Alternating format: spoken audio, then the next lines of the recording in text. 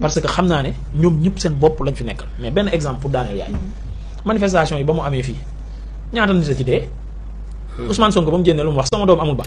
ñoom ñoo ñëwoon wax ñu ne rupture dafay am bu fekkee lii lañ tuddee rupture ma xam ne rupture ñëwagul Sénégal parce que séddoo lañ fi gis séddoo gâteau ay waxi tappale ay waxi yoo xam ne ñoom ñi koy waxtaan dundaat mais li naan noonu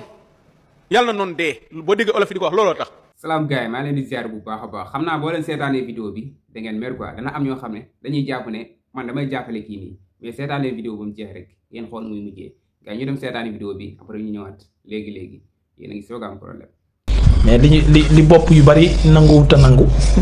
moom mooy parti bu mën a lay lañ loolu moom xam naa ne benn parti mosu leen ko mën ci histoire politique bu Sénégal ak parti boo xamante ne lu ñu def am nañ explication bi ñoom ñoo ñëwoon wax ñu ne rupture dafay am bu fekkee lii lañ tuddee rupture ma xam ne rupture ñëwagul Sénégal parce que séddoo lañ fi gis séddoo gâteau après nag bi gouvernement bi ñëwee ñëpp rafetlu woon nañ man mi bokk naa ci ñi rafetlu ne au moins wan nañ ñu benn pas lu méngoog ci li nga xamante ni moom lañ ñu doon wax ñoom gëmloo ñu ne bu ñu ñëwee c'est pas parce que da ngaa faroon ak ñoom dañ lay jox mais avec ces nominations là dañoo gis ne nag commencé nañ partage du gâteau. loolu mooy dëgg au début la rupture s'est fait sentir quelque part. voilà au début comme la plupart du temps nag gouvernement yi nga xam ne jaar nañ fi sous Macky Sall bu ngeen fàttalikoo bi mu ñëwee 2011 yii ñuy wax ni yëpp daan na ko wax ay day nangu passeport diplomatique yi ba tuddaale sax yu sëriñ yi ne da koy jëlaale mu indi woon fi polémique bu bari après fu ñu mujj moom la mu ci wasaare sax Abdoulaye Wade jotu ko cee wasaare donc tàmm nañ commencement bi ñu wan ñu ne wax dëgg yàlla ñoom dañoo ñëw pour toogin bu jekk tëddee njaaxaanaay mais bu ñu dawalee tuuti rek nga gis nag jikkoy politiciens yi commencé génn et fi mu toll nii moom lañ ñu wan ci nomination yi même su fekkee am na yenn direction yoo xam ne ñun Sénégal yëpp nangu nañ ne changement dafa war a am lu ci mel ni poste daanu gi muy daanu bu gaaw bi mu daanu ak problème ya fa am biir poste ñëpp nangu nañ ne poste dafa war a am changement kañ fa teg mën na mënul mais jàpp nañ ne poste dafa war a am changement mais daf ci am yenn poste de responsabilité yoo xamante ni ku ci ànd rek peut-être da nga leen a faral on peut pas concevoir lu toll ni la RTS ngeen wax ñu RTS musul tëddee njaaxaanaay RTS dafa mus a far loolu la ñu wax tey ngeen ne bu ngeen ñëwee RTS dafay am coppite waaw ngeen jël journaliste boo xam ne yéen la faral ngeen teg ko fa est-ce que dina am coppite c'est-à-dire yaakaaruñu ne kon changement dina am biir RTS parce que journaliste bi nga xam ne daf leen faral te ñoom loolu ñooñu lañ tuddee woon journaliste tey jii muy yow muy Adama wala muy Ibrahima ku ci doon wax di jéem a équilibré ngir tëddee njaaxaanaay analyser sa aqulaay taala wala joxe l'information parce que information vérifié nga ko loolooy dëgg su leen arrangé wul vous faites partie des plus nuls journalistes du pays mais tant que c'est Pape Alé Niang parce que saa yu toogee ñoom lay tagg saa yu toogee ñoom lay def seen promotion saa yu toogee mu ngi xarab ñi nga xamante ne nii faruñu ak ñoom et moom mooy journaliste bu baax bi léegi nag tey ñu ne ñu RTS dañoo am yaakaar ne ñoom bu ñëwee dañ koy coppi nga xam ne sénégalais yëpp a koy bokk nga dem jëli koo xamante ne nii non seulement sur le plan éthique ak image sénégalais yu bari nawloowuñu ko nga jël ko nga dénk ko RTS ça veut dire que bu fekkee lii mooy rupture non buum gi dogagul ba pare nag man mii mës naa fa jaar def ay test je vais vous dire lan moo tax ñu recalé ma à la RTS damaa def test jënn ñoom ñu tàccu ma apprécier ma ne ma vraiment parmi tous ces gens yi nga xam ne jaar nañ fi ci test bi yow lañ jàpp ne dinañ la retenir et on va t'appeler très bientôt biñ ma woowaatee xam nga lu tax retenir uñ ma ndege ci test bi damaa lemoon sama maasu chemise bi nii ñu ne c'est incorrect à la RTS loolu ça ne se pardonne pas maintenant tey RTS ki ñu dénk bopp bi maanaam moom lañ fi jàppoon ci conduite en état d'ivresse c'est-à-dire vous voyez maanaam marche maanaam fi image yu RTS fi mu toll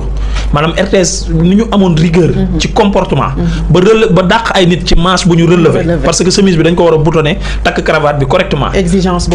boobu amoon RTS pas se permettre de prendre une personne boo xam ne dañ koo jàpp en état d'ivresse ci lu yàggul dara 2020 la février 2020 ñu jàpp ko ci loolu tey moom la gouvernement bi ñëw nañu dañuy indi rupture gouvernement bi ñëw ne dañuy jox lu bees loo xam ne daawul am Sénégal muy parparloo ay parparloo moom lañ ñëw léegi nag ñu ñëw ci appel à candidature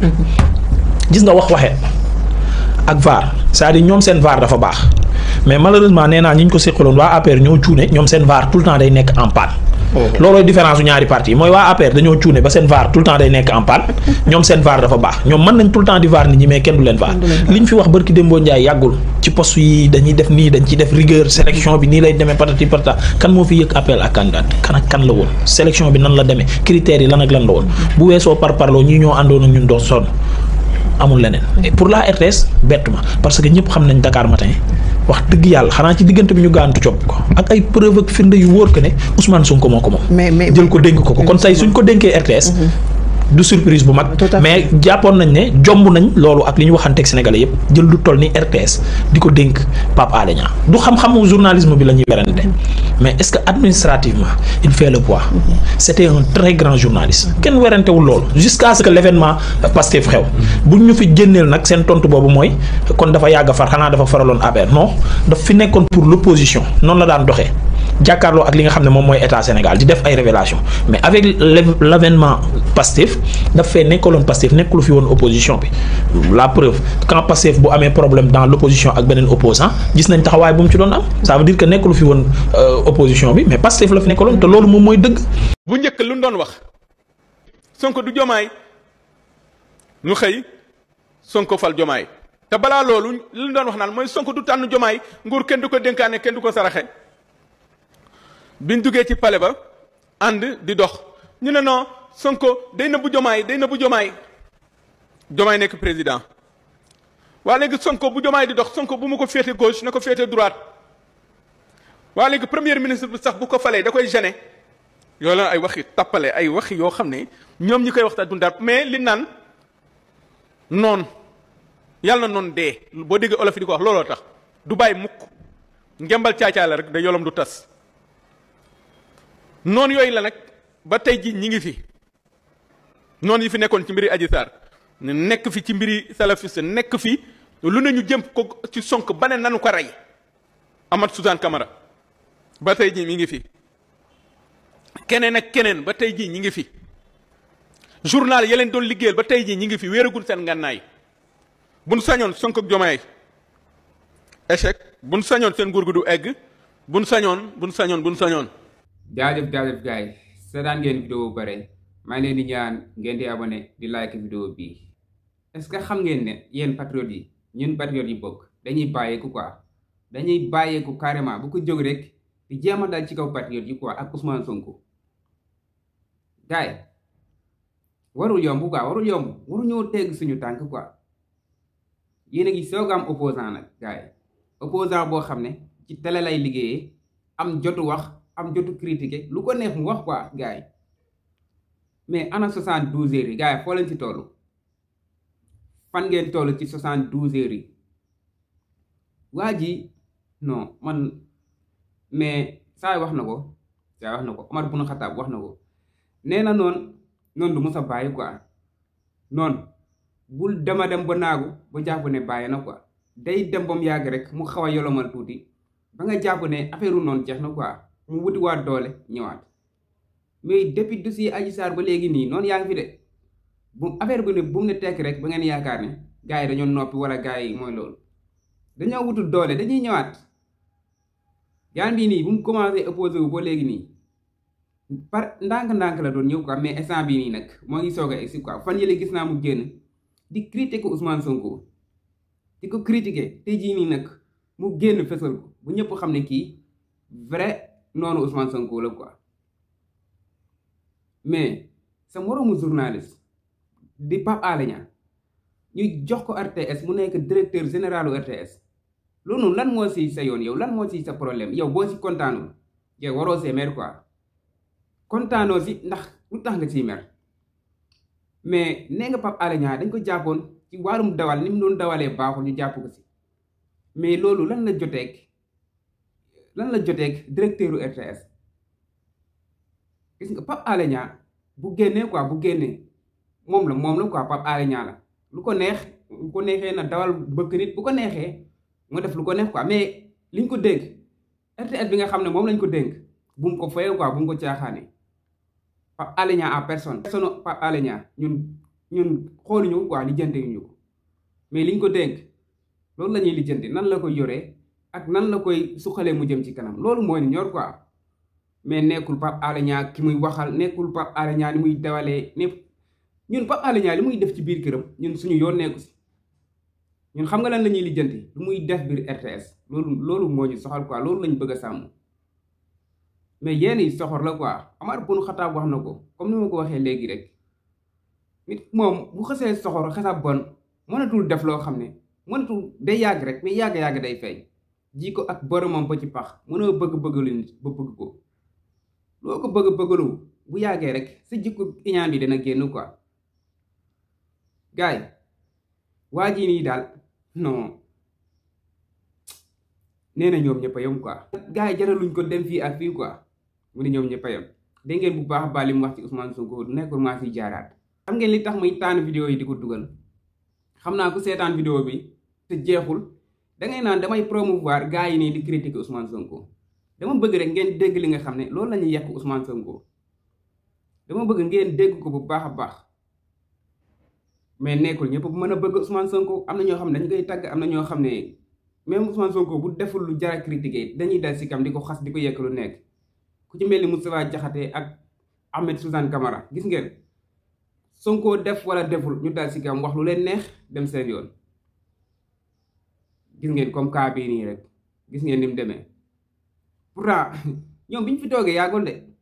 instant commencé nañ dégg lu ne ministre yi est-ce que yéen gis ngeen mbokk Ousmane Sonko ci gouvernement bi est-ce que gis ngeen ko pourtant Sonko am na ay mbokk de am na ay mag am na ay rak pourtant mënoon na ci xëcc kenn def ko ministre wala mu def ko leneen lu tax defu ko ñooñu noonu mënuñu ko amuñu compétence bi moo tax indiwu leen buñ amoon compétence bi sax du leen indi ndax cool yi lay daw quoi cool yi lay bañ dafa dem bari na ay ministres yoo xam ne billaay kenn xamu leen bari na ay ministres yoo xam ne yow mii di wax xamoo seen tur sax mu dem jëli leen xam ne ñii mën nañ liggéey am nañ compétence mu indi leen mu taxawal gouvernement am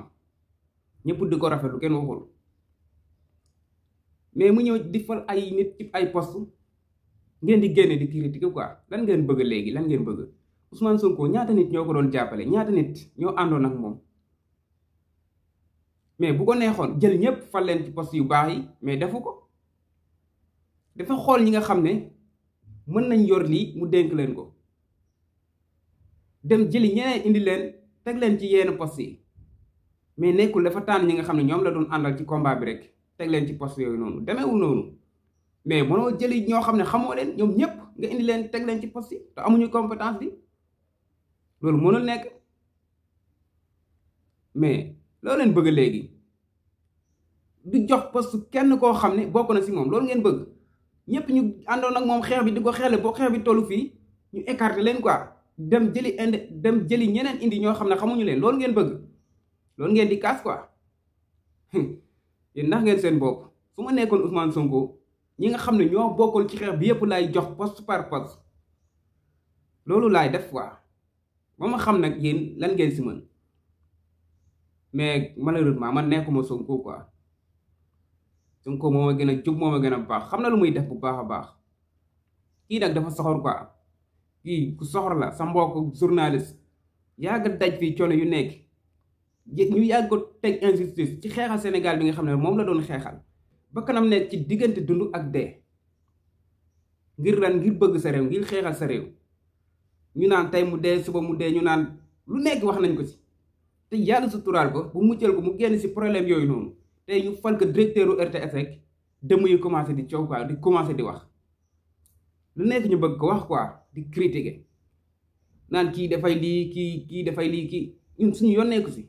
Pape Alé Niang bu ko neexee na dugg ci biir këram naan ba màndi tux yàmbaa ba ne vëpp moo xam quoi problème am la mais bu ñëwee RTS nañu defal li nga xam ne loolu lañ soxla nañu liggéeyal foofu nañu teewal foofu noonu na jubal RTS bu RTS delluwaat ci dëgg bi nga xam ne loolu lañ yàgg refe quoi mu nekk ci dëgg Pape Alé Niang wóolu nañ ko ci lu tax ngeen di juger ne ci ay problème yu mu amoon quoi yu passé yi non gars yi ki moom jarul yàggal taxaw leen ci moom quoi jarul yàggal yéen patriotes yi laay waxal xam ngeen bu baax a baax li may wax 72 heures yi bu ci rëccee rek ma xam ne fu mu gën a soxoree rek na dal yéen a ma gën a xam gars yi maa leen di jaajëfal bu baax a baax gars yi ba ci beneen vidéo gars yi maa leen di wax ngeen di abonné di like vidéo bi ba ci beneen vidéo jaajëf sama gars yi